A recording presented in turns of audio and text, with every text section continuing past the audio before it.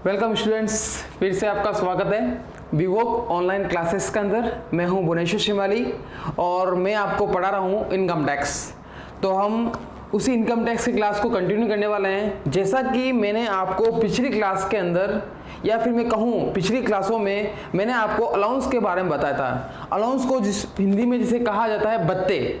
अब भत्ते क्या होते हैं उसके बारे में आप लोगों को पता चल गया होगा। भत्ते का मतलब क्या होता है, मैं वापस आपको समझा देता हूँ। भत्ते का मतलब क्या होता है? भत्ते का मतलब होता है, भत्ते का अर्थ यदि सामान्य शब्दों में जिसे कहा जाता है उसका मतलब होता है मूल वेतन के अतिरिक्त नियोक्ता के द्वारा अपने कर्मचारी को मौद्रिक रूप में कोई अन्य राशि प्रदान की जाती है, तो उसे हम क्या कहते हैं? भत्ते कहते हैं। मेन जो डिफरेंस होता है भत्ते के अंदर और अनुलाभों के अंदर, अनुलाभ में क्या होती है? सुविधाएं मिलती है, और भत्ते में क्या होता है? मुद्रा मिलती है, पैसा मिलता है। Complete student. उसके बाद मैंने आप लोगों को बताया था भत्ते कितने प्रकार के होते हैं। सामान्य रूप से भत्ते होते हैं 3 प्रकार के। एक होता है पूर्ण रूप से जो कर योग्य होते हैं, जिसके बारे में मैंने आपको बता दिया है। फिर मैंने आपको पूर्ण रूप से जो कर मुक्त जो भत्ते होते हैं उसके बारे में मैंने आप लोगों को बताया था। उसके बाद पिछली क्लास में मैंने आप लोगों को बताया था कुछ भत्ते ऐसे होते हैं जो उसका कुछ भाग तो होता है टैक्सेबल और कुछ भाग होता है एग्जम्प्टेड, यानी कुछ होता है कर योग्य और कुछ होता है कर मुक्त। उसमें मैंने आपको सबसे पहले बताया था, आपको ध्यान हो तो मैंने आपको बताया था HRA यानी हाउस रेंट अलाउंस, जिसको हिंदी में कहा जाता है मकान किराया भत्ता। कंप्लीट है पूरा मैंने आपको बताया था उसका टैक्स का ट्रीटमेंट कैसे करते हैं। फिर मैंने उसके बाद आप लोगों को बताया था, क्या बताया था? मैंने आप लोगों को बताया था मनोरंजन भत्ते के बारे में। याद आ रहा है कुछ? पिछली क्लास की बात ही कर रहा हूँ। मनोरंजन भत्ते के बारे में बताया था, मनोरंजन भत्ता क्या होता है, उसका टैक्स का ट्रीटमेंट कैसे करते हैं, वो मैंने आप लोगों को एक उदाहरण के बिहार पे बता दिया था। तो आज क्या पढ़ने वाले हैं? आज हम उसी क्लास को कंटिन्यू करने वाले हैं जिसमें मैंने आपको बताया था अंशतः कर मुक्त अंशतः कर योग्य भत्तों के बारे में। तो नेक्स्ट जो भत्ता होता है उसका टैक्स का ट्रीटमेंट कैसे होता है, उसका नियम क्या कहता है, वो हम आज की क्लास में देखने वाले हैं। तो करें स्टार्ट। तो आप लोग स्क्रीन पे देख सकते हो।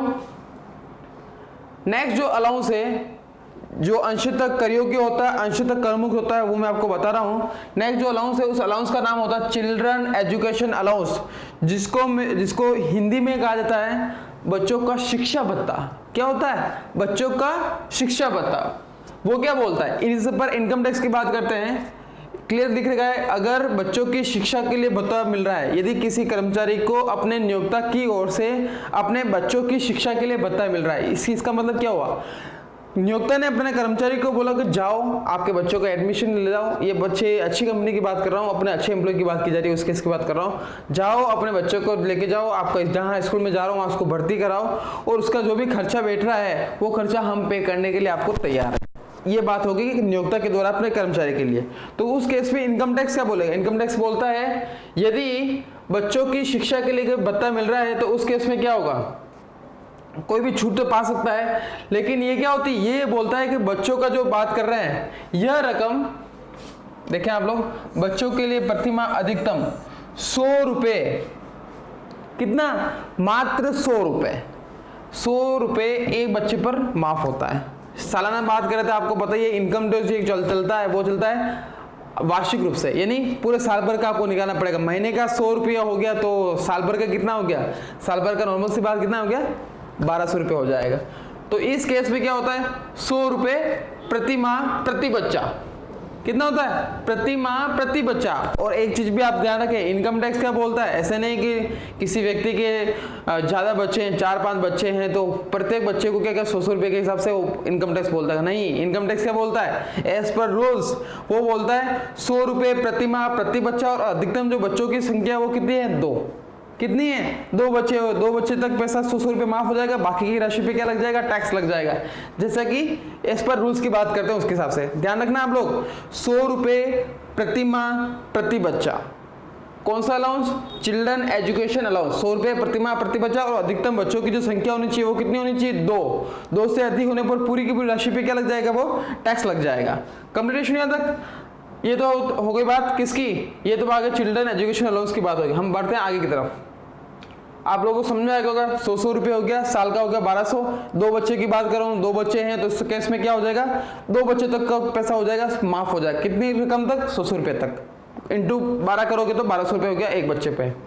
फिर बात करते हैं हॉस्टल एक्सपेंडिचर अलाउंस, यानी छात्रावास भत्ता। मान लो कि किसी कर्मचारी ने अपने बच्चे को अच्छी शिक्षा देने के लिए उसको किसी हॉस्टल में रख दिया, ठीक है, तो वो वहीं पढ़ेगा, वही खाएगा पिएगा, मतलब रहने वाले का हॉस्टल का मतलब आप लोग जानते हो हॉस्टल का मतलब क्या होता है। अब कंपनी ने उसको ये सुविधा दे दी, तो सुविधा दे दी चलो ठीक है, अब कंपनी की तरफ से कर्मचारी को कितना भी मिल रहा है उससे उसको कोई मतलब नहीं। इनकम टैक्स से बोलता अपना हमारे अलग से रूल्स है, वो रूल्स क्या बोलता है देखें आप लोग। इनकम टैक्स कहता है यदि बच्चे की बात करते हैं तो इनकम टैक्स का नियम क्या कहता है। इनकम टैक्स का नियम कहता है कि यदि ऐसा कुछ हो रहा है तो 300 रुपये प्रति माह, ध्यान रखने सोचो, एजुकेशन अलाउंस की बात कर रहे हैं तो उसमें 100 रुपये प्रति माह आता है। यहाँ पे बात हॉस्टल अलाउंस की बात कर रहे हैं तो हॉस्टल अलाउंस में नियम क्या बोलता है, हॉस्टल अलाउंस में नियम बोलता है कि 300 रुपये प्रति माह प्रति बच्चा तक की राशि क्या हो जाएगी, कर मुक्त हो जाएगी, बाकी की राशि पे लग जाएगा टैक्स। आइए बस में एक एग्जाम्पल लेंगे और आपको एग्जाम्पल के थ्रू सब कुछ समझ में आ जाएगा इसकी गणित विधि क्या है। आइए बस में स्टूडेंट्स, तो ये तो बात होगी 300 रुपये प्रति माह प्रति बच्चा हॉस्टल का अलाउंस। अधिकतम बच्चों की संख्या 2, ध्यान रखना इनकम टैक्स बोलता है अधिकतम बच्चों की संख्या कितनी होनी चाहिए, 2 ही होनी चाहिए, तो वो 2 का रूल्स आपको फॉलो करना है। एक बच्चे पे 300 रुपये माफ है तो 2 बच्चे पे कितना हो जाएगा 600 रुपये माफ। साल का देखते हैं तो 12 कितना होगा 72 के, यानी 7200। यदि कंपनी की ओर से उसको 10,000 मिल रहा हो बोले 15,000 मिल रहा हो, इनकम टैक्स में अधिकतम करमुक्त राशि होगी वो होगी 7,200। तो 7,200 कैसे निकाली, एक महीने का 300 रुपये, यदि उस व्यक्ति के कितने बच्चे 2 बच्चे तो 3 + 300 + 300 कितना हो गया 600 हो गया, मल्टीप्लाई 12 12 6 72 7,200। तो 10,000 मिल रहा है तो 10,000 में से क्या हो गया 7,200 तो हो जाएगा करमुक्त, बाकी की जो राशि बचेगी उस पर क्या लग जाएगा टैक्स लग जाएगा। कंप्लीट स्टूडेंट, हम बढ़ते हैं आगे की तरफ। नेक्स्ट क्या बोलता है, वैसे तो मैंने आपको परिवहन भत्ते के बारे में बता दिया है पिछली क्लास के अंदर। परिवहन भत्ते का मतलब क्या होता है, कहीं आने जाने की बात कर रहे हैं तो वो भत्ता परिवहन भत्ता कहलाता है। तो उसी पॉइंट को हम फिर से देख लेते हैं एक बार, तो आपको रिवाइज भी हो जाएगा। यदि किसी व्यक्ति को कोई परिवहन भत्ता मिलता है, आने जाने का यदि कोई भत्ता मिलता है, उसके घर से आने का, ऑफिस से जाने का, ऐसा कोई भत्ता वगैरह मिलता है, तो उस केस में as per income tax rules वो क्या होता है, इनकम टैक्स रूल्स के हिसाब से इनकम टैक्स बोलता है यदि किसी व्यक्ति को ऐसा कोई हो रहा है, कोई अलाउंस वगैरह मिल रहा है, तो 1600 रुपये उसके क्या हो जाएंगे, कर मुक्त हो जाएंगे। कितने 1600 रुपये।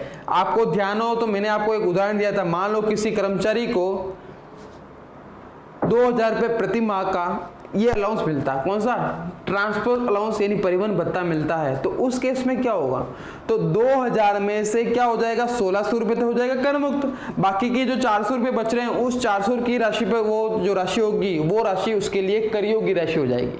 आगे बात में स्टूडेंट्स, तो यही वाली बात यहाँ पर हो रही है, 1600 रुपये तक क्या हो जाएगा प्रति माह कर मुक्त हो जाएगा। यदि हम साल के हिसाब से गुणा करें तो वैसे साल का मतलब क्या होगा 12 महीने से गुणा कर देंगे, 12 महीने के हिसाब से देखें तो 19,200 रुपये क्या हो जाएगा उसके लिए कर मुक्त हो जाएगा, बाकी की राशि पे लगने वाला टैक्स। मैंने आपको एक एग्जांपल देता 24,000 रुपये वाला, याद आया कुछ 2,000 पर मंथ का हो गया तो 12 महीने कितना होगा 24,000 हो गया। कंप्लीट है।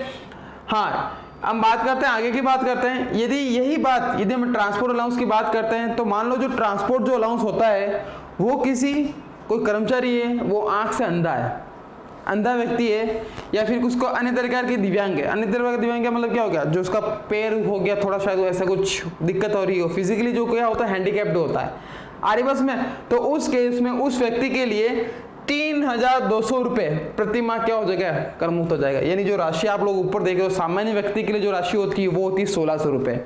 और यदि हम बात करते हैं कोई दिव्यांग व्यक्ति की बात करते हैं जो हैंडीकैप्ड होता है, फिजिकली हैंडीकैप्ड है, अपाहिज है, उस केस में उसकी राशि क्या हो जाएगी डबल हो जाएगी, यानी 1600 का क्या हो गया 32 हो गया। क्योंकि कारण क्या है, यदि कोई सामान्य व्यक्ति होता तो हो सकता है कि थोड़ी जगह आधे रास्ते तो वो क्या आ रहा है बाय बस आ रहा है, फिर मान लो बस नहीं चल रही होती है या फिर कोई दूसरा कारण तो उसमें वो पैदल भी आ सकता है। लेकिन यदि कोई व्यक्ति दिव्यांग होता है, अपाहिज होता है, तो उस केस में उसके लिए वो पॉसिबिलिटी नहीं है, तो उसको क्या होगा वहां से लगा हुआ था ऑटो लेना पड़ेगा, फिर दूसरी कोई सुविधा लेनी पड़ेगी। तो इस पर इनकम टैक्स क्या बोलता है, यदि ऐसी कोई कंडीशन है तो उस केस में हम 3200 रुपये तक कर मुक्त कर देंगे, और सामान्य व्यक्ति तो 1600 रुपये। ये यहाँ इस नियम के हिसाब से दे रखा है। आगे पास में स्टूडेंट, तो ये तो बात होगी किसकी, इनकम टैक्स में परिवहन भत्ते का रोल क्या होता है। यदि बात करते हैं किसकी, सामान्य व्यक्ति तो 1600 और बात करते हैं दिव्यांग की तो 3200 रुपये। बढ़ते हैं आगे की तरफ, नेक्स्ट भत्ते का अपन रोल देते हैं। नेक्स्ट जो भत्ता होता है वो वाला, नेक्स्ट भत्ता क्या बोलता है, नेक्स्ट भत्ते के हिसाब से देखें हम, वो ये बोलता है मेडिकल रिप्लेसमेंट, वैसे तो इसके बारे में मैंने आपको बार बार बताया है कि मेडिकल में क्या होता है कि आपको ध्यान हो, तो इसमें सुविधा के बारे में मैंने आप लोगों को बताया था, मेडिकल फैसिलिटी के बारे में बताया, चिकित्सा सुविधा के बारे में बताया। अधिकतम करमुक्त जो राशि होती है अधिकतम वो कितनी होती है, 15,000 रुपये होती है। 15,000 से ज़्यादा की राशि होती है उसको मिल रही है मेडिकल के रूप में तो उसकी उस पर क्या चुकाना पड़ेगा, टैक्स चुकाना पड़ेगा। आए बस में, तो मेडिकल के भत्ते की बात करते हैं, 15,000 रुपये तक की राशि क्या हो जाएगी, करमुक्त हो जाएगी, और उसके ऊपर की राशि पे क्या लग जाएगा, टैक्स लग जाएगा। Next, fix medical allowance. वैसे तो नियम बात है क्या करते हैं, एक तो ऊपर हो गया, यदि बीमार हुआ तो उस केस में हो जाएगा, और यदि इसमें किसमें फिक्स अमाउंट मिल रहा है। वैसे ऐसा नियम कहा जाता है, ऐसा होता तो नहीं है, लेकिन कभी कभार कोई कंपनियां ऐसा नियम भी दे रही है कि 15,000 रुपये हम आपका मेडिकल अलाउंस देख रहे हैं, कितना, 15,000 या 20,000 रुपये मंथ की बात कर रहा हूँ, तो उस केस में ये वाला हो गया, फिक्स अमाउंट दे रहे हैं उसको। या फिर दूसरा क्या होगा, बात करते हैं, कंपनी ने बोला कि हम आपको 25,000 रुपये सालाना क्या दे रहे हैं, मेडिकल अलाउंस के नाम से दे रहे हैं। मतलब कोई बीमारी वगैरह हो जाती है परिवार के अंदर या स्वयं जो मुखिया उसके ऊपर, तो उस केस में हम आपको 25,000 रुपये मंथली नहीं सालाना हमको पे कर देंगे। तो 25,000 में से 15,000 एज पर रूल्स वो क्या हो गया, करमुक्त हो गया। बाकी की राशि कितनी बची, 10,000 रुपये बची, उस 10,000 रुपये क्या लग जाएगा, वो टैक्स लग जाएगा। टैक्स कितना लास्ट में होती है मैं आपको बताऊंगा, अंत में उसको कैसे कैलकुलेट किया जाता है वो। नेक्स्ट नंबर आता है जनजाति क्षेत्र / अनुसूचित क्षेत्र भत्ता, ट्राइबल एरिया। सुना होगा आपने, बोला ट्राइबल एरिया के बारे में सुना होगा। कुछ क्षेत्र ऐसे होते हैं जो बहुत ही, बात करता हूँ, जनजाति क्षेत्र होते हैं। बहुत सारे क्षेत्र हैं, हम राजस्थान की बात करते हैं, राजस्थान में ऐसे बहुत सारे क्षेत्र हैं जहाँ बहुत सारे क्या होते हैं, जनजातियाँ रहती हैं, और वहाँ पर यदि कोई कर्मचारी है उसकी पोस्टिंग वहाँ पर हुई, तो उस केस में उस कंपनी की ओर से एक अदर एक्स्ट्रा एक भत्ता दिया जाता है, जिसे ही कहा जाता है जनजाति क्षेत्र भत्ता। आरे बस में, वो कर्मचारी सरकारी भी हो सकता है, भले गैर सरकारी भी हो, मतलब उन कर्मचारी को क्या मिलेगा, अलग से भत्ता मिलेगा, जिसे हम कहते हैं जनजाति क्षेत्र भत्ता कहते हैं। तो कितना भी मिल रहा है उससे कोई मतलब नहीं, हम तो पढ़ रहे हैं इनकम टैक्स। इनकम टैक्स क्या कहता है, इनकम टैक्स का रूल्स आपको फॉलो करना है। इनकम टैक्स बोलता है हमको कोई मतलब नहीं आपको कितना भी मिले, हमारे हिसाब से इनकम टैक्स के हिसाब से उस व्यक्ति के लिए 200 रुपये प्रति माह क्या हो जाएगा, कर मुक्त हो जाएगा। अधिकतम राशि कितनी है, 200 रुपये। कम मिल रहा है तो कम माफ हो जाएगा, बाकी के तो टैक्सेबल होता है वो होता ही है। तो नॉर्मली जब इनकम टैक्स की बात करते हैं तो 200 रुपये प्रति माह की राशि तक क्या हो जाएगा, कर मुक्त हो जाएगा।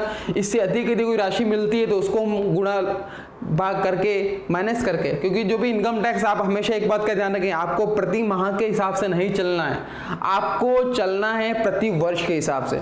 200 रुपये प्रति माह का हो गया तो 12 से इसको गुणा कर देंगे तो 12 दूनी 24 हो गया, यानी 2,400 रुपये तक की राशि तो हो जाएगी कर मुक्त। उसके यदि ऊपर कोई पैसा मिल रहा है तो वो राशि क्या हो जाएगी, कर योग्य हो जाएगी। Complete student. तो पहली बात जनजाति क्षेत्र भत्ते का रूल्स, आप लोगों को क्या करना, हर एक चीज को रिवाइज करना। जैसा मैं आगे बता रहा हूँ उसको आपको पीछे वाला भी रिवाइज करना। पीछे वाला मैंने आपको क्या बताया, चिल्ड्रन एजुकेशन अलाउंस 100 रुपये प्रति माह प्रति बच्चा, अधिकतम 2 बच्चे। आरे बात में स्टूडेंट्स।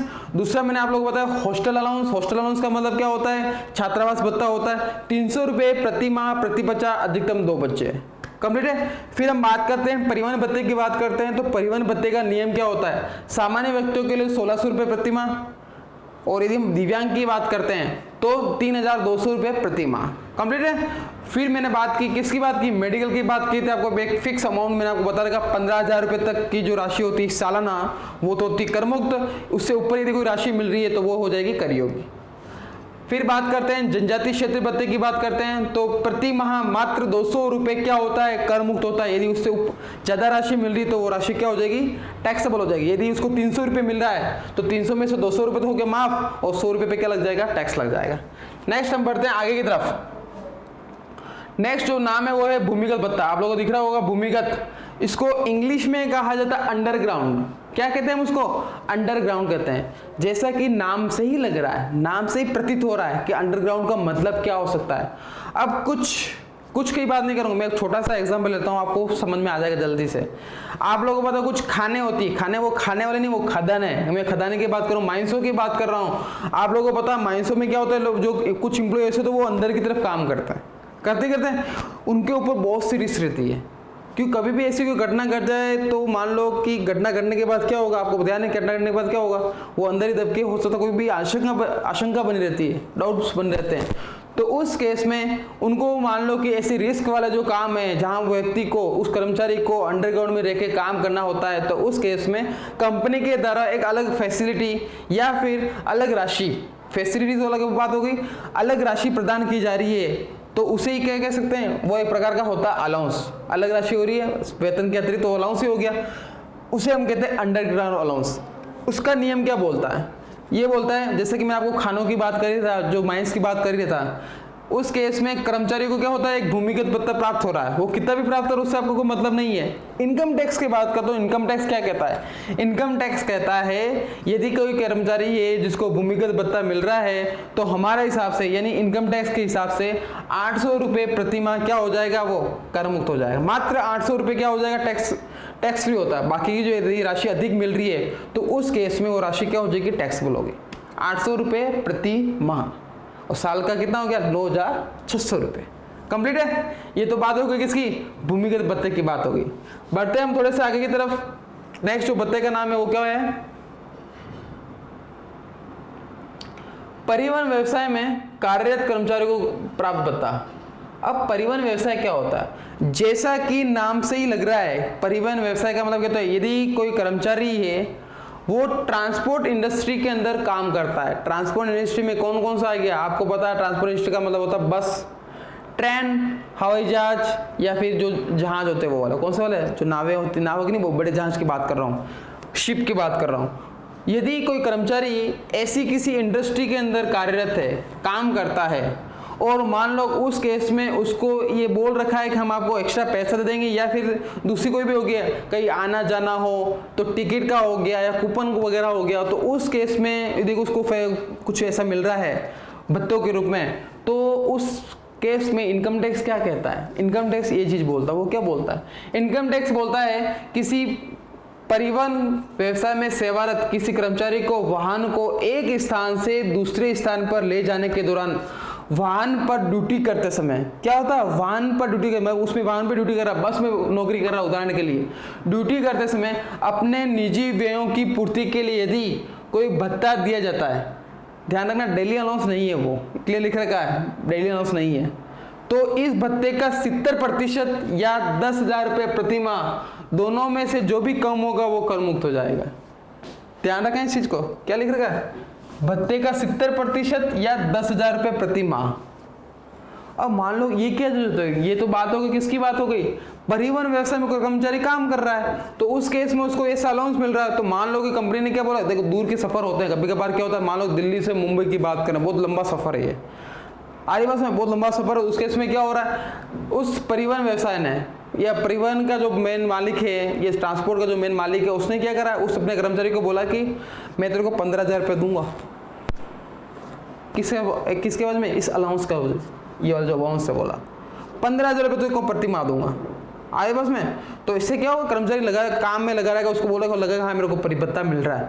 तो इनकम टैक्स क्या बोलता है, इनकम टैक्स बोलता है, इस देखिए मैंने अंडरलाइन कर रखा है यहाँ पे, मैंने क्या बोल रखा है, जो भी भत्ता मिल रहा है उसका 70% या फिर 10,000 रुपये प्रति माह, दोनों में से जो कम है वो तो कर मुक्त, बाकी की रेशियो पे लग जाएगा टैक्स।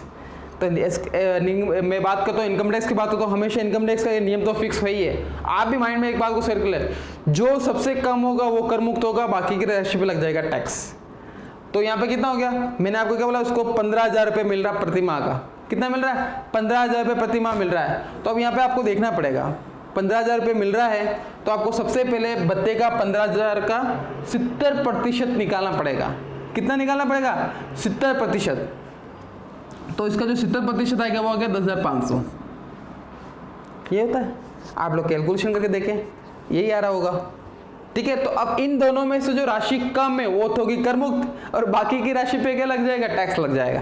तो आप लोग देखें 10,500, मैंने 15,000 मान के चला था, 15,000 उसको मिल रहा है, मैंने 15,000 का 70% निकाला, 15,000 का 70% होता 10,500। 10,500 और 10,000 दोनों में से कम कौन सा, दोनों में से कम है ये, कि ये कौन सा है, ये वाला कम है, आ रही बस में। तो दोनों में से कम 10,000 तो माफ हो जाएगा। एक्स्ट्रा कितना मिल रहा है पर मंथ का, 500। 500 को मल्टीप्लाई किससे कर देंगे, 12 से मल्टीप्लाई कर देंगे, फिर जो टैक्स की राशि बची तो उसके हिसाब से, या फिर दूसरे शब्दों में हम बोले 10,000 रुपये प्रति माह, तो साल का कितना हो गया, 1,20,000 रुपये। आ रही बात समझ में? 1,20,000 रुपये हो गया। अब इसको हम कैलकुलेशन करके देखते हैं। इसके हिसाब से देखा जाए 1 महीने का हो रहा 10,000 रुपये, क्योंकि दोनों में से कम राशि कौन सी है? कौन सी कम राशि? ये वाली कम राशि। तो ये हो गया साल का हो गया 1,20,000। अब हम इधर की बात करते हैं। इधर में क्या नियम था? नियम बोल रहा था कि 15,000 रुपये प्रति माह वाला। आ रही है 15,000 प्रति माह। 15,000 को मल्टीप्लाई किससे करेंगे? वर्ष का, पूरा वर्ष का आपको निकालना पड़ेगा। 15,000 को हमने मल्टीप्लाई किया 12 से, तो वो अपना पाया अमाउंट आया 1,80,000। कितना आया? 1,80,000। तो 1,80,000 और 1,20,000 दोनों में से कम कौन सा? दोनों में से कम हो गया ये 1,20,000 ही है। तो ये तो राशि हो गई कर मुक्त, यानी जो राशि मिल रही है उस राशि में से 1,20,000 हो गया कर मुक्त। बाकी की राशि कितनी बची? 1,80 में से 1,20 को हम लेस करते तो राशि बची 60,000 है। तो वो जो 60,000 है वो क्या हो गया? टैक्सेबल हो गया। कंप्लीट है। बढ़ते हैं आगे की तरफ। नेक्स्ट बात करता हूं। नेक्स्ट जो भत्ता है वो है बॉर्डर क्षेत्र भत्ता। कौन सा भत्ता हो गया? बॉर्डर क्षेत्र भत्ता। अब ये क्या होता है? अब जैसे कि बॉर्डर का पता लग गया, बॉर्डर का मतलब क्या होता है? बॉर्डर का मतलब कि वो हो सकता है वो अंतर्राष्ट्रीय स्तर की बॉर्डर हो या फिर राज्य स्तर की बॉर्डर। नॉर्मली हम यहाँ पर बात कर रहे हैं अंतर्राष्ट्रीय स्तर की बॉर्डर की बात कर रहे हैं। ऐसा कोई कर्मचारी है जिसकी पोस्टिंग उस बॉर्डर के पास हो या बॉर्डर के उस एरिया के अंदर हो। ठीक है, जरूर नहीं कि सर हम बात करें आर्मी मैन की बात करें, वो तो होते ही होते हैं, फिक्स है। वो तो हमारे बोले बहुत बड़ी बात है कि वो हमारे देश की, हम स्वयं की हमारी सुरक्षा कर रहे हैं। वो ये तो उनको सैल्यूट होना चाहिए इस चीज़ के लिए। तो ठीक है, आर्मी के जवान की मैं बात कर रहा हूँ। अब मैं बात यहाँ पे जो बात कर रहा हूँ वो मैं बात कर रहा हूँ कोई कंपनी है, उस कंपनी का एक ऑफिस है, कोई ब्रांच ऐसे क्षेत्र में है जो किसी क्षेत्र की बॉर्डर की सीमा में आ रहे हों। ठीक है, तो उस केस में कंपनी के द्वारा अपने कर्मचारी को एक अलग से अलाउंस दिया जाता है, जिसे हम कह सकते हैं बॉर्डर क्षेत्र भत्ता। आ रही बात में? तो बॉर्डर क्षेत्र भत्ता की बात करते हैं, उस केस में क्या करता है? प्रति माह 200 रुपये से लगाकर 1,300 रुपये तक प्रति माह तक वो क्या हो सकता है? कर मुक्त होता है। अब 200 से 1,300 का मतलब क्या होता है? ये डिपेंड करता है वहाँ की सिचुएशन के हिसाब से। एक तो होते हैं अति संवेदनशील क्षेत्र होते हैं, मतलब कि वहाँ पे हमेशा रिस्क बनी रहती है, पता नहीं 1 मिनट बाद क्या हो। एक तो वो क्षेत्र हो गया, तो ऐसी कोई कंडीशन है तो वहाँ 1,300 रुपये तक माफ हो जाएगा। और एक ऐसे क्षेत्र होते हैं मतलब वहाँ रिस्क बनी रहती है, क्योंकि जैसे कि बॉर्डर है, बॉर्डर की बात करें तो वहाँ रिस्क बनी रहती है, तो उस केस में 200 हो गया। यानी एक फिक्स का एक क्राइटेरिया बना रखा, स्लैब बना दिया 200 से 1,300, depend on conditions, depends on area. आरी भाषा में ऐसी है, यदि व्यक्ति को यदि कोई बॉर्डर क्षेत्र भत्ता मिल रहा है, वैसे क्वेश्चन में दे रखा होता है, यदि हम प्रैक्टिकल लाइफ की बात करते हैं ऑटोमेटिक आपको पता भी चल जाएगा कि वहाँ कितना माफ होता है। बॉर्डर की बात कर रहा हूँ, कंप्लीट है। तो उस कर्मचारी के लिए 200 से लगाकर 1,300 प्रति माह तक क्या हो जाएगा? कर मुक्त हो जाएगा। चाहे कंपनी कितना भी पैसा दे रही हो, इनकम टैक्स को उससे कोई मतलब नहीं है। इनकम टैक्स को मतलब है अपने नियम से। इनकम टैक्स ने नियम बना रखा 200 से लगाकर 1,300 तक की राशि क्या हो जाएगी? कर मुक्त हो जाएगी। बाकी की राशि पे लग जाएगा टैक्स। कंप्लीट है। हम बात करते हैं आगे की तरफ। नेक्स्ट जो अलाउंस है वो है विशेष क्षतिपूर्वक भत्ता, जिसको इन शॉर्ट में कहा जाता है पर्वत क्षेत्र भत्ता। अब पर्वत क्षेत्र भत्ता क्या होता है? आप लोगों को समझ में तो आ गया होगा पर्वत क्षेत्र का मतलब क्या होता है। जैसे मैं पर्वत क्षेत्र का या नाम से आपको लेके, नाम से आप समझेंगे पर्वत का मतलब क्या होता है। ऊंचे ऊंचे पहाड़ों पर होता है। अब ऊंचे ऊंचे पहाड़ों का मतलब क्या होता है? अब कुछ क्षेत्र ऐसे हैं भारत में जहाँ पर क्या है, बहुत ऊंचाई पे वो क्षेत्र बने हुए हैं। अब जैसे मैं उदाहरण की बात करूँ, हिमाचल प्रदेश हो गया, हिमाचल प्रदेश, अरुणाचल प्रदेश हो गया, मेघालय हो गए, ये कुछ क्षेत्र ऐसे जो पहाड़ी क्षेत्र पर बसे हुए हैं। तो उस केस में इनकम टैक्स क्या कहता है? इनकम टैक्स कहता है, देखें आप लोग, यदि यह भत्ता नौकरी के स्थान पर निर्भर करते हुए 300 रुपये से प्रति माह से लगाकर 7,000 रुपये तक क्या हो जाएगा? वो कर मुक्त हो जाएगा। क्लियर लिख रखा है इसने, क्लियर लाइन के लिख रखी है, नौकरी के स्थान पर निर्भर करते हुए। जैसा कि मैंने आपको बताया बॉर्डर क्षेत्र के बारे में, बॉर्डर में मैंने आप लोगों को क्या बताया? मैंने आपको बताया कि उस जो बॉर्डर है वो कहाँ पर है। अति संवेदनशील के अंदर है तो 1,300 रुपये तक का हो जाएगा, या फिर बॉर्डर के ऊपर ही है जहाँ गतिविधियाँ कम होती है, दूसरी गतिविधियाँ, उस केस में 200 रुपये जो आएगा। वैसी बात करता हूँ यहाँ पे जो विशेष क्षतिपूर्वक भत्ता है, जिसको इन शॉर्ट में कहा जाता है पर्वत क्षेत्र की बात करता हूँ, वो भत्ता 300 रुपये से लगाकर 7,000 रुपये प्रति माह तक क्या हो सकता है? कर मुक्त होता है। और वो डिपेंड करता है नौकरी के स्थान पे, नौकरी के स्थान कौन सा है। आगे बात में 300 से लगाकर 7,000 रुपये तक प्रति माह तक क्या हो जाएगा, वो कर मुक्त हो जाएगा। फिर हम बात करते हैं अधिक ऊंचाई के स्थान का भत्ता, मतलब एक हाई लेवल की हाई जो होती है समुद्र तल से जिसकी ऊंचाई ज़्यादा है, वो ऊंचाई कौन कौन सी होती है वो भी देख सकते हैं। वैसे नियम बोल रखा है 1,060 रुपये प्रति माह। कितना? 1,060 रुपये प्रति माह। किन प्रकार के कर्मचारियों के लिए?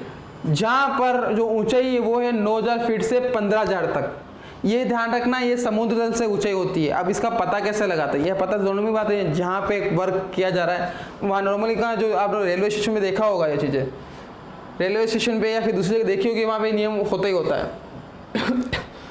तो वहाँ पे आपको पता लग जाता है कि इसमें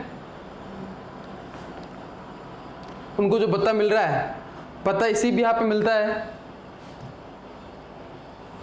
क्षेत्र के हिसाब से। समुद्र का पता कैसे लगाएंगे?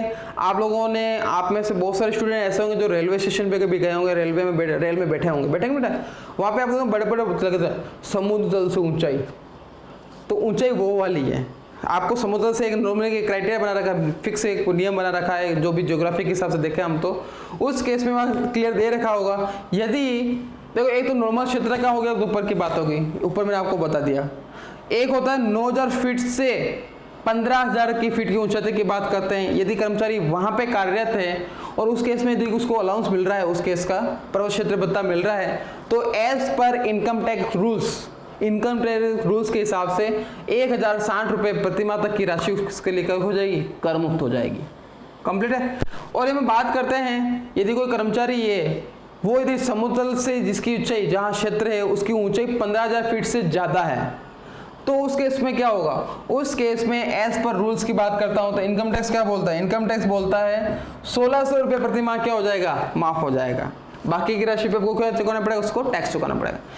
ध्यान रखना, कर्मचारी नियोक्ता को द्वारा कर्मचारी को कितना मिल रहा है वो अलग बात है, ठीक है, वो हो गया वास्तविक राशि की बात करता हूँ। फिर मैं बात करता हूँ इनकम टैक्स की बात करता हूँ, क्योंकि हम इनकम टैक्स पढ़ रहे हैं। इनकम टैक्स के रूल्स क्या बोलता है? इनकम टैक्स के रूल्स ये वाला बोल रहे हैं। कंप्लीट यहाँ तक हम बढ़ते हैं आगे की तरफ। नेक्स्ट है अत्यधिक कार्यशील क्षेत्र, मतलब कि यहाँ पे ज़्यादा वो एक्टिविटी होती रहती है, ऐसा कोई क्षेत्र ज़्यादा एक्टिविटी वहाँ पर काम होते रहता है, तो उस केस में क्या हो जाएगा? 4,200 रुपये क्या हो जाएगा, वो कर मुक्त हो जाएगा। बाकी की राशि पे क्या लग जाएगा? टैक्स लग जाएगा। द्वीप ड्यूटी भत्ता, आइलैंड, देखा है? अंडमान निकोबार द्वीप समूह का आप लोगों को नाम सुना होगा। मान लो कि किसी कर्मचारी को ऐसे द्वीप पर क्या होगी, उसकी ज्वाइनिंग हो गई है, तो ज्वाइनिंग यदि ऐसी जगह पे, तो देखो एक स्पेशल बात हो गई। तो स्पेशल बात में क्या होता है? स्पेशल क्या होता है? पैसा मिलता है, अलग से पैसा मिलता है। तो यदि ऐसा कुछ हो रहा है, यदि उसको इस प्रकार का भत्ता मिल रहा है, द्वीप ड्यूटी भत्ता मिल रहा है, मैंने एक उदाहरण दे दिया आपको, अंडमान निकोबार द्वीप समूह वाली बात बोल दी। यदि ऐसे कोई क्षेत्र में उसकी नौकरी लगी है और उसको यदि अलाउंस मिल रहा है, तो इनकम टैक्स क्या बोलता है? इनकम टैक्स बोलता है यदि ऐसा कुछ हो रहा है तो 3,250 रुपये तक की उसकी राशि क्या हो जाएगी? कर मुक्त हो जाएगी। बाकी की राशि पे उसको टैक्स चुकाना पड़ेगा। कंप्लीट है। नेक्स्ट बात करते हैं संशोधित क्षतिपूर्वक लड़ाई के मैदान का भत्ता। जैसा कि आपको पता ही है, इस व्यक्ति को या किसी व्यक्ति की, कर्मचारी की बात कर रहा हूँ, कर्मचारी की ड्यूटी ऐसी जगह लग गई जहाँ पे क्या होता है, वो लड़ाई का क्षेत्र है, बॉर्डर की बात ही कर सकते हैं, जहाँ पे क्या होता है संशोधित बॉर्डर की बात ही कर रहा हूँ मैं, बॉर्डर की। तो उस केस में वहाँ पर क्लियर बोल रहा है, यह राशि 1,000 रुपये तक की राशि क्या हो सकती है? कर मुक्त होगी। बाकी राशि पे क्या लग जाएगा? टैक्स लग जाएगा। कंप्लीशन। तो ये कुछ भत्तों के बारे में मैंने आपको बताया है। मैंने बताया है कि नियोक्ता को के द्वारा कर्मचारी को मिल रहा है, उसको आपको नज़रअंदाज करते हुए आपको ये देखना है कि इनकम टैक्स के रूल्स के हिसाब से वो कितनी राशि तक कर मुक्त है। जितनी राशि तक कर मुक्त है उस राशि को जो प्राप्त हो रहा है, जो भत्ता प्राप्त हो रहा है, उसमें से उसको कटा दो। बाकी की राशि पे क्या लग जाएगा? टैक्स लग जाएगा। इनकम टैक्स का रूल्स यही है, एक फिक्स नियम बना दिया है। और अभी हम जो पढ़ रहे हैं वो क्या है? वो नियम का मतलब ही क्या होता है कि कुछ भाग तो हो जाएगा टैक्स फ्री और कुछ भाग हो जाएगा टैक्सेबल। क्योंकि इससे पहले हमने जो 2 अलाउंस पढ़े थे उसमें क्या होता है, जो भी राशि मिल रही थी, 2 प्रकार के भत्ते कौन से देखता था? पूर्णतः कर योग्य, मतलब कि जो भी राशि मिल रही थी वो पूरी की पूरी राशि टैक्सेबल हो रही थी। दूसरे प्रकार का हम भत्ता पढ़ा था, वो कौन सा पढ़ा था? कर मुक्त भत्ता, यानी जो भी राशि मिल रही थी वो पूरी की पूरी राशि क्या हो रही थी? कर मुक्त हो रही थी। और अभी जो हम क्लासों में पढ़ रहे हैं, पिछली क्लास में भी पढ़ा है और इस क्लास में मैंने, आज की क्लास में आप लोग बताया, वो बताया क्या? जो भत्ता मिल रहा है वो भत्तों के नाम तो आपको समझ में आएंगे भत्ते कौन कौन से। जो भत्ता मिल रहा है उसमें से कुछ भत्ते तो उस भत्ते में से कुछ राशि तो क्या हो जाएगी, कर मुक्त हो जाएगी, और कुछ राशि क्या हो जाएगी, कर योग्य हो जाएगी। कर मुक्त राशि कौन सी होगी, जो पर नियम है। नियम कौन से चिल्ड्रन का एजुकेशन का होता है 100 रुपये प्रति माह वाला हो गया। यदि हम छात्रावास की बात करते हैं तो क्या हो गया, 300 रुपया हो गया। ट्रेवलिंग की बात करते, ट्रांसपोर्ट अलाउंस की बात करते हैं 1600 रुपये प्रति माह हो गया। यदि परिवहन व्यवसाय की बात करते हैं तो 70% 10,000 रुपये हो गया। उसके बाद जनजाति क्षेत्र भत्ता हो गया, पर्वतीय क्षेत्र भत्ता हो गया, बॉर्डर क्षेत्र भत्ता हो गया। मतलब ये कुछ भत्ते हैं, उसमें इनकम टैक्स ने रूल्स बना रखे हैं। क्या रूल्स बना रखे हैं, उन्होंने बना रखे हैं कि यदि इतनी राशि तक मिलेगा तो हम कर मुक्त कर देंगे, इससे अधिक राशि मिलती है तो इससे अधिक की राशि का जो भी डिफरेंस अमाउंट है उस डिफरेंस अमाउंट पे क्या हो जाएगा, टैक्स लग जाएगा। कंप्लीट है स्टूडेंट। तो स्टूडेंट यहाँ तक हमने पढ़ लिया है। हम आने वाली क्लासों को इसी को हम कंटिन्यू करेंगे कि इसमें कुछ भाग और बचा हुआ है वो हम करेंगे आने वाली क्लासों में। तब तक के लिए इस क्लास को मैं यही समाप्त करता हूँ। आप लोग आज की क्लास को समझें, देखें और प्रैक्टिस कर लें। धन्यवाद।